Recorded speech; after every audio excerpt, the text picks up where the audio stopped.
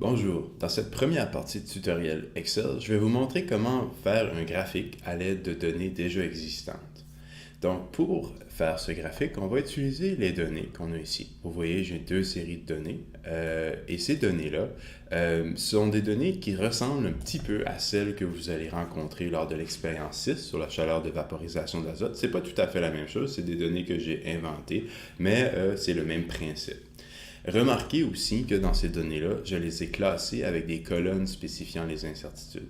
Je vous recommande de toujours faire ça lorsque vous entrez des données dans Excel et ne faites pas l'erreur de mettre les incertitudes dans la même colonne que les valeurs numériques. Donc, qu'est-ce que je veux dire? Ce serait par exemple ici de mettre 20 et là, je mettrais mon symbole plus ou moins et je mettrais la valeur de l'incertitude.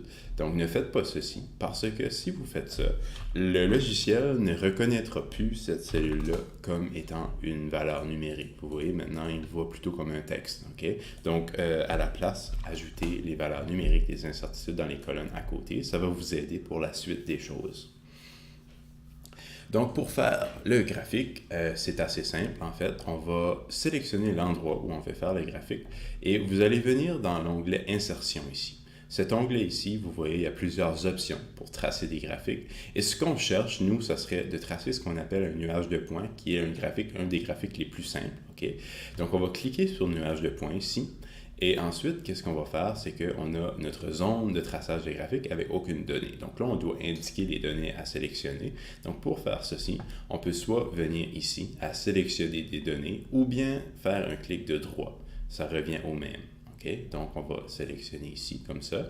Et ensuite, on va ajouter les données qui nous intéressent. Donc, par défaut, on a une valeur 1 ici, on va effacer ça. Donc, pour le nom de la série, on peut si on veut, alternativement, on peut à la fois rentrer un texte directement ou on peut rentrer le nom d'une cellule. Donc, si je clique ici, par exemple, ça va faire en sorte qu'il va savoir que le nom de la série, c'est la série 1. Ensuite de ça, pour la valeur des abscisses, c'est à moi que ça va être la valeur en X, on va mettre les valeurs de temps qu'on a ici. Et pour la valeur en Y, on va mettre les valeurs de masse qu'on a juste ici.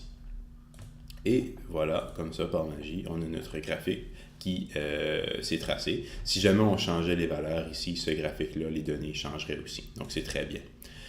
Vous voyez qu'on a déjà un titre. Le titre n'est pas nécessairement ce qu'on veut, donc on peut changer le titre. On pourrait l'appeler par exemple titre du graphique. Donc il faut tout simplement double-cliquer sur une zone de texte. Ici, par exemple, vous voyez qu'on n'a pas de zone pour faire le titre des axes, donc on doit les ajouter. Lorsqu'on veut ajouter des choses, on va venir dans l'onglet Création, que vous remarquez juste ici. Et dans cet onglet ici, il y a ce qu'on appelle ajouter un élément de graphique. Et c'est ici qu'il y a beaucoup d'options finalement qu'on va utiliser pour nos graphiques. Donc pour le moment, on va aller à titre des axes.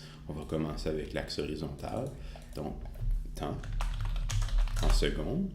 Et ensuite de ça, on va aller mettre l'axe vertical qui est celui-ci, la masse en grammes. Donc là, on a notre graphique. Petites informations aussi par rapport, par exemple, si on voudrait que la valeur 186, ça soit plus bas, on peut double-cliquer sur la zone qui correspond aux axes ici. Donc, je double-clique. Et vous voyez qu'à gauche, à droite, excusez-moi, on a les différentes limites des axes et d'autres informations ici. Donc, pour les limites, vous voyez le 186 ici, je peux par exemple mettre 160. Et ceci, ça fait en sorte que maintenant, j'ai l'axe qui a changé comme ceci. Donc, on va le remettre à nouveau à 186 ou attendez, je vais tout simplement appuyer sur réinitialiser ici.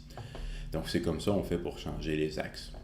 Donc, la dernière chose que je vais vous montrer dans ce tutoriel, c'est comment mettre un autre graphique et d'afficher une légende pour, après ça, être capable de distinguer les deux.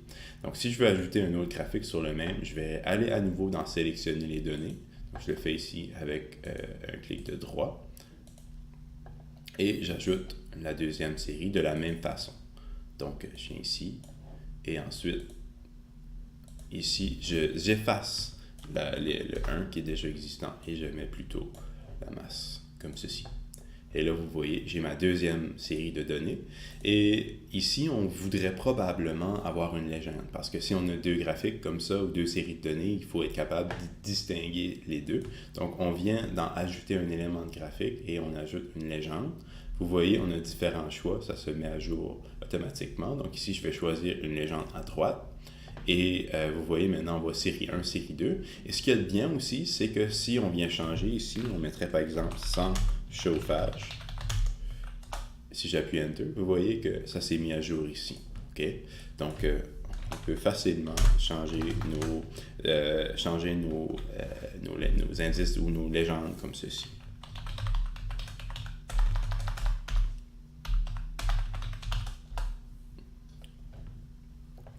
Vous remarquez ici que avec chauffage ne s'est pas mis à jour.